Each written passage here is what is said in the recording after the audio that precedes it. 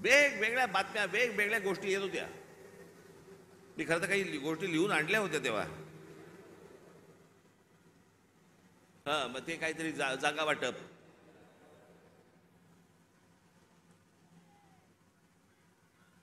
जागा वाटपाबद्दल चर्चा झाली. पण मी तुम्हाला खरं सांगू ना, मी शेवटचा जागा वाटपाच्या चर्चेला जो बसलो होतो 1995 साली, त्याच्यानंतर मी आजपर्यंत जागा वाटपाच्या चर्चेला मी कधी बसलो नाही. त्याच्यामुळे माझं टेम्परामेंटच नाही. 2 तू घे, 4 मला दे, मग ही नको, ती तू घे, तू ही घे, मग मला इथे सरकव, मग ह्याला इथे. मला ते जमत नाही, माझ्याकडनं होणार नाही, माझ्याकडनं जमणार नाही.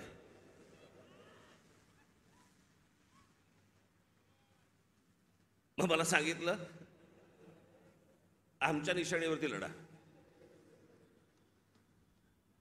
हे रेल्वे इंजिन आहे ना, हे तुमच्या कष्टाने कमवलेलं चिन्ह आहे. माझ्याकडे आयतं आलेलं नाही, सहज आलंय चिन्ह म्हणून आता मी त्याच्यावरती लढवायचं अजिबात नाही.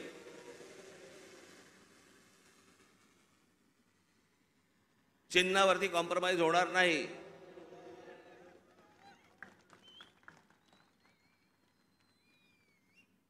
दिल्लीला गेलेले हे ठाकरे पहिलेच. पत्रकारांना माहीत नसतं, काही माहिती नसतात, जुन्या गोष्टी काही कल्पना नसते. आत्ताच्या काही गोष्टी माहिती असतात, त्याच्यावरती आपले बस रेटायचं.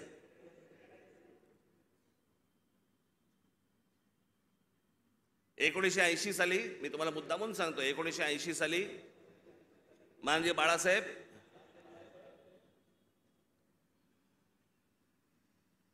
हे दिल्लीला इंदिराजींना भेटायला गेले होते, संजय गांधींना भेटायला गेले होते.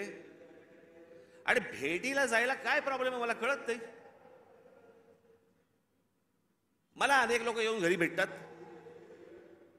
म्हणून मी काय समजायचं, वार हे आता माझ्या घरी भेटायला आलेत मला, आता असं नाही समजत. कोणी कोणाकडे भेटायला जात असतात, गोष्टी लोक जात असतात. त्यात मोठेपणा आणि कमीपणा कसला आला? वर्ष 1.5 वर्ष झाले आपले महाराष्ट्राचे मुख्यमंत्री माझ्याशी बोलतायत, आपण एकत्र आलं पाहिजे, आपण एकत्र काहीतरी केलं पाहिजे. म्हटलं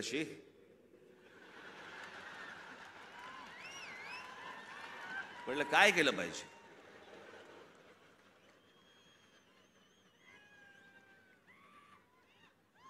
असं वर्ष 1.5 वर्ष ऐकतोय. मग मी शेवटी एक काम केलं. मी म्हटलं बाबा मला समजेना.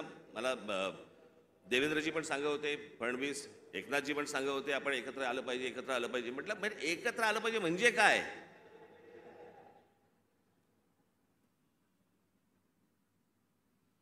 आणि मग त्याच्यात हे सगळे विषय निघाले. मग मी अमित शहांना फोन केला, म्हटलं मला जरा भेटायचं तुम्हाला. हे काय मला चाललंय मला समजत नाहीये, एकदा आपल्याशी बोलून मला काय नक्की ह्यांचं म्हणणं आहे ते मला एकदा कळलं पाहिजे. मग आमचं बोलणं झालं तिकडे. मग इथे आल्यावरती आमच्या तिघांचं बोलणं झालं. मग ते सगळं निशाणीवरती प्रकरण आलं.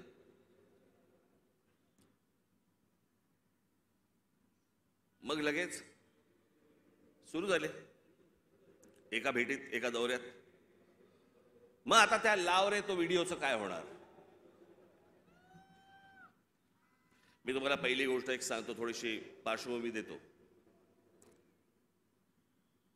माझा जन्म ज्या घरात झाला त्या घरामध्ये शिवसेनेचा जन्म झाला.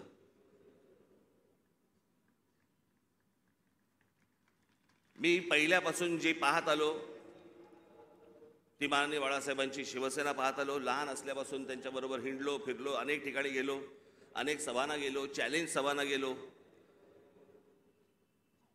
त्याच्यामुळे माझ्या आयुष्यातला एकमेव तेव्हाचा पक्ष होता तो म्हणजे शिवसेना.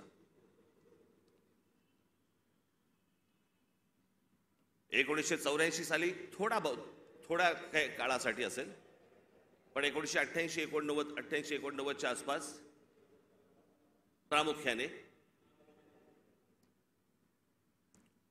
भारतीय जनता पक्ष आणि शिवसेनेची युती झाली. आणि ती युती झाल्यानंतर शिवसेनेबरोबर जर सर्वाधिक माझे संबंध कोणाबरोबर आले असतील तर ते भारतीय जनता पक्षाबरोबर आले. आमच्या गोपीनाथराव मुंडेंबरोबर आले, प्रमोद महाजनांबरोबर आले, आमच्या नितीन गडकरीजींबरोबर आले.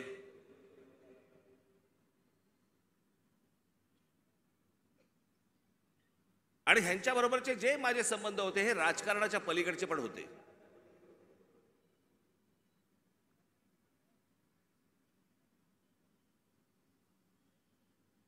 माझा संबंध कधी काँग्रेस राष्ट्रवादीत खूप नंतर, पण काँग्रेसवाल्यांशी माझा तसा संबंध कधी आला नाही.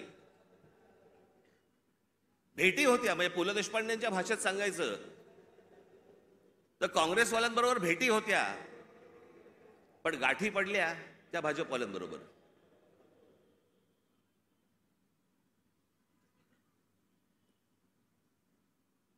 त्याच्यामुळे अनेक वेळेला त्यांच्याबरोबर माझे अगदी चांगले संबंध तेव्हापासून प्रस्थापित झाले. मग आमचे प्रमोदजी गेले,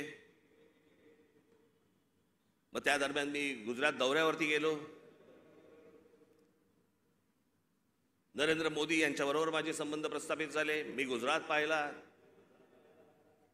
त्यावेळेला खूप चालू होतं की गुजरातमध्ये कशा प्रकारची प्रगती होते, कशा प्रकारची डेव्हलपमेंट होते.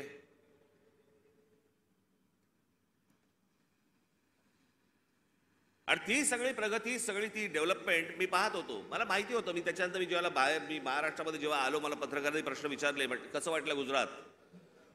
म्हटलं गुजरात डेव्हलप होतंय, पण महाराष्ट्र खूप पुढे आहे.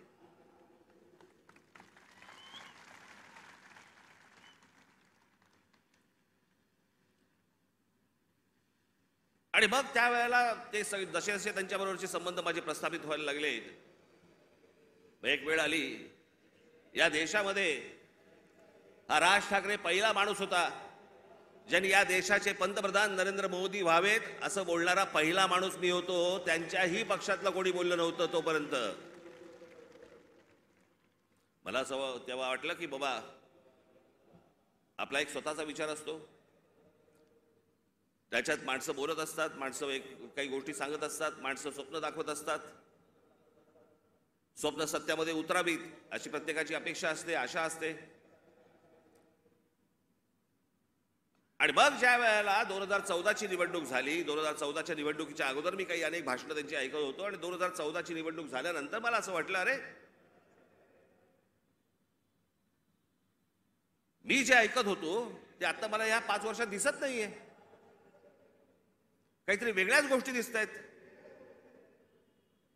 नोटबंदी काय दिसते, बुलेट ट्रेन काय दिसते. मी तुम्हाला आजही सांगतो, ज्या गोष्टी मला पटलेल्या नाहीत त्या मला पटलेल्या नाहीत.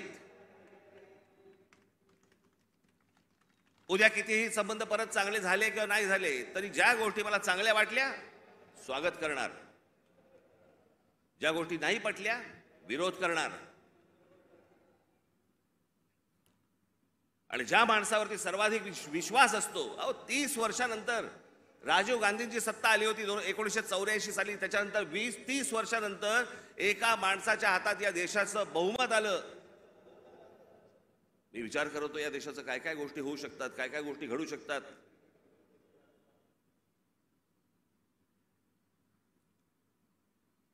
ज्यांचा संबंध नसतो ना तुमचा,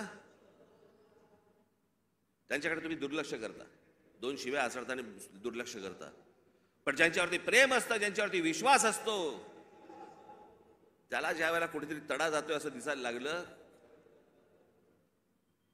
तर तो जो राग आपला असतो, तो राग, आणि माझा राग तर टोकाचा आहे. मी महाराष्ट्रावरती प्रेम करतो, महाराष्ट्रातल्या मराठी माणसांवरती प्रेम करतो, महाराष्ट्रातल्या मराठी भाषेवरती प्रेम करतो, टोकाचं प्रेम करतो.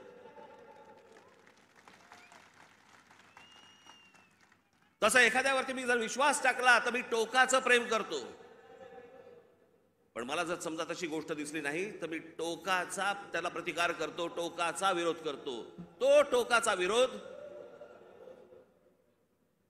तो 2019 सालच्या माझ्या त्या लाव रे तो व्हिडिओचं काय त्याला कोणीतरी टॅगलाईन दिली, लाव रे तो व्हिडिओ. पण त्या सगळ्या गोष्टींमध्ये ती गोष्ट तुम्हाला दिसली असेल. होय, टोकाचा विरोध केला मी. पण ज्या ज्या वेळेला त्यांच्याकडनं चांगल्या गोष्टी ज्याला घडल्या, 370 कलम ज्याला रद्द झालं, त्याला अभिनंदन करणारं पहिलं ट्विट माझं होतं.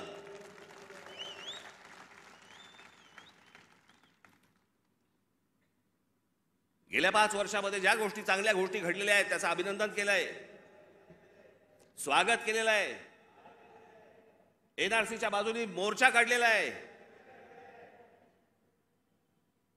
जी गोष्ट योग्य ती योग्य, जी गोष्ट अयोग्य अयोग्य.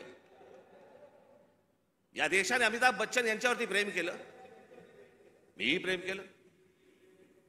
पण ज्या वेळेला एक माणूस, ज्या वेळेला मला असं वाटायला लागलं की अरे एका प्रांताचा विचार करतोय, मला नाही पटलं.